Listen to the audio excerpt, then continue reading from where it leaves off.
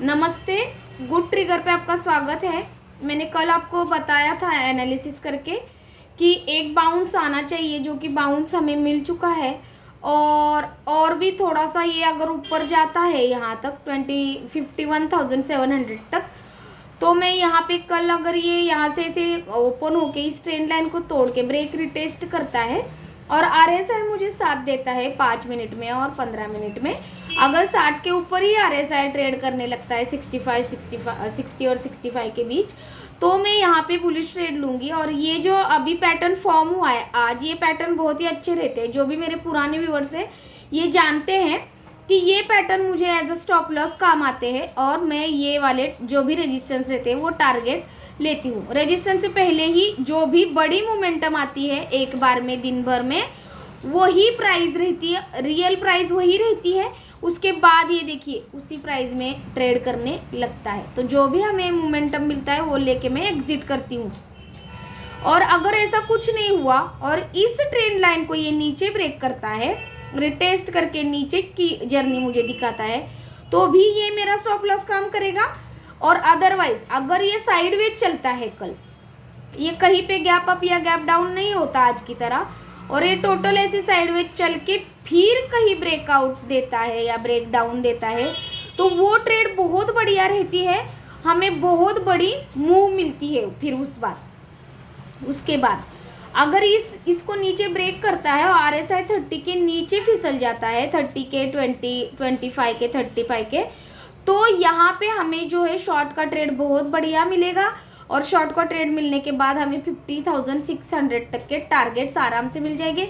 और ये टारगेट टूटने के बाद ये 750, 600 तो है ही, 500 और ये 50,250 तक के टारगेट, जो कि ये लॉन्ग टर्म की ट्रेंड लाइन चल के आ रही है वीकली में, जो मैंने कल एनालिसिस करके आपको बताया था। तो कल का वीडियो अगर नहीं देखा होगा तो वो जाके देख सकते हैं।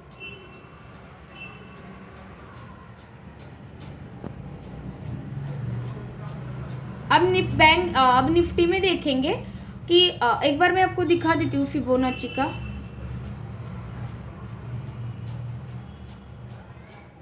ये देखिए फिबोनाची की 51,000 की जो बैंक निफ्टी का, ये मैं वापस से आपको बता रही हूँ एक बार, 780 जब तक ऊपर की तरफ डिसिसिवली ब्रेक और रिटेस्ट करके नहीं जाता, तब तक अपने को ये ऊपर की जर्नी, मुझे बुलिश ट्रेड जो है ऊपर का, वो स्ट्रांग नहीं मिलने वाला। इसीलिए मैं यहाँ तक जो भी बुलिश ट्रेड आएगा तो उसमें अगर RSI मेरा साथ देता है तो ही मैं यहाँ पे बुलिश ट्रेड लूँगी, अदरवाइज नहीं तो यहाँ पे हमें अगर ये यहाँ इस टाइप कोई बियरिश फॉर्मेशन करता है, जैसे कि यहाँ हुआ, यहाँ हुआ, तो मैं यहाँ पे भी आने के बाद बियरिश सेटअप ही ढूंढूंगी और नीचे के टारगेट मुझे मिल जाएंगे। अदरवाइज इसको तोड़ता है ये, तभी मैं बुलिश हो जाऊंगी। तो वही सिनेरियो बैंक निफ्टी में भी है। जब तक निफ्टी हमें फिबोनाची का लेवल 24,700 का ऊपर की तरफ डिसिसिवली 24,027 का डिसिसिवली ऊपर की तरफ तोड़ के ऊपर की जर्नी नहीं दिखाता, तब तक हम बुलिश नहीं होंगे, मतलब कि मैं बुलिश नहीं होंगी। और अदरवाइज अगर ये ट्रेंड लाइन जो चल के आ रही है, जो मैंने कल ड्रॉ करके रखी थी, इसको अगर ये तोड़ता है ऊपर की तरफ तोड़ने से इसको हम छोटा करेंगे। इस ट्रेंड लाइन को दिख ही रही है कि ऊपर की हमें ट्रेंड लाइन मिल रही है करके, तो इसको हम छोटा करेंगे। और ये ट्रेंड लाइन अगर ऊपर तोड़ के रिटेस्ट करके चला जाता है, तो ये यहाँ पे देखिए फिबोनाची का रेजिस्टेंस है 836 का।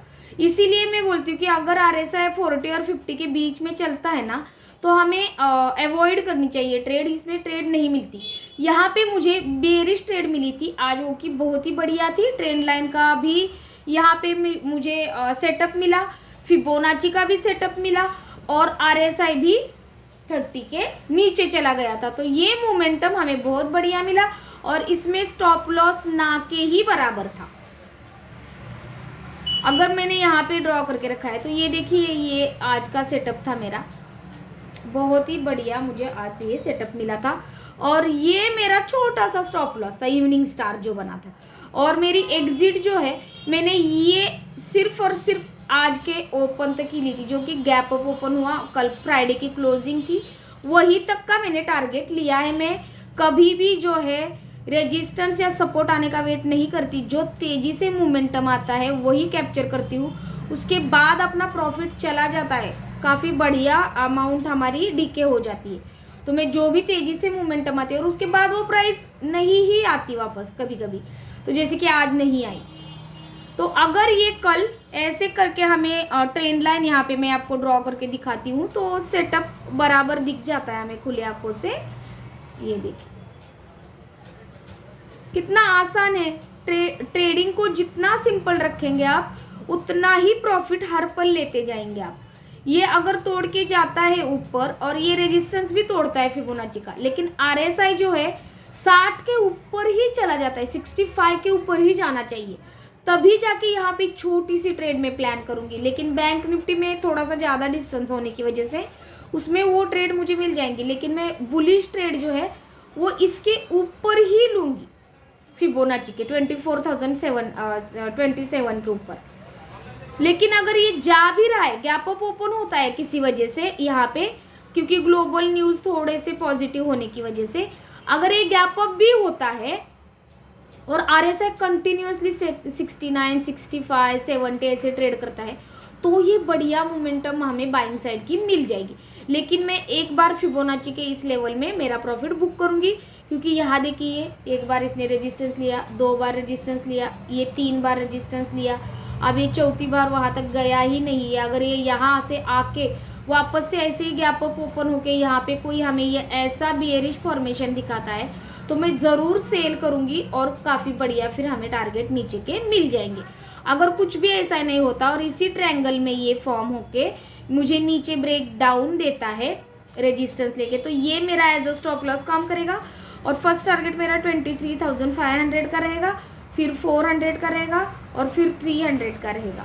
तो देखते हैं मार्केट कितना हमें साथ देता है। ट्रेंडिंग मार्केट रहेगा तो हमें ये सारे टारगेट्स मिल जाएंगे। अदरवाइज अगर ये बड़ा गैप डाउन और बड़ा गैप अप होता है और आरएसआई 50 और 40 चलता है, तो मैं दोनों इंडेक्स में ट्रेड अवॉइड करूँगी। मैं एक बार आपको अंबर का चार्ट दिखाती हूँ। अंबर मैंने आपको बताया था, अंबर लिमिटेड,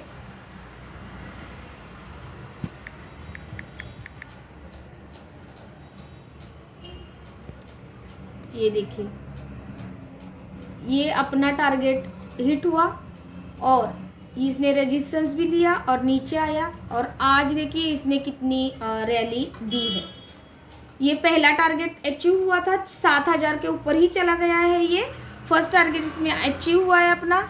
मैं अगर वीकली आपको दिखाऊँ, ये देखिए मैंने अंबर आपको यहाँ पे बताया था, यहाँ पे मेरे स्विंग ट्रेडिंग के इसमें अंबर मैंने बताया था कि ये जब यहाँ पे सेटअप देखिए कितने अच्छे सेटअप मिल जाते हैं हमें। ये देखिए ऐसे भी करके आप देखेंगे, ये कप विथ हैंडल भी है, और अगर हम ऐसे देखेंगे तो ये देखिए ये हेड एंड शोल्डर भी था छोटा सा। तो इसका ब्रेकआउट देने के बाद मैंने बताया था कि 6,000 के ऊपर हमें टारगेट देगा, और ये 7,180 तक गया और वापस से अब ये जर्नी दिखा रहा है। इंट्राडे में इसने बहुत बढ़िया रैली दी है। आज ये इंट्राडे प्लेयर था आज मेरा, बहुत ही बढ़िया, इसीलिए मैं इंडेक्स में ज़्यादा ध्यान नहीं दे पाई, निफ्टी में ही ट्रेड ली थी मैंने सुबह। तो ये मेरे सेकंड टारगेट है 7,800 का, फिर 8,000 का। देखते हैं मार्केट हमारे एनालिसिस को कितना सही साबित करता है।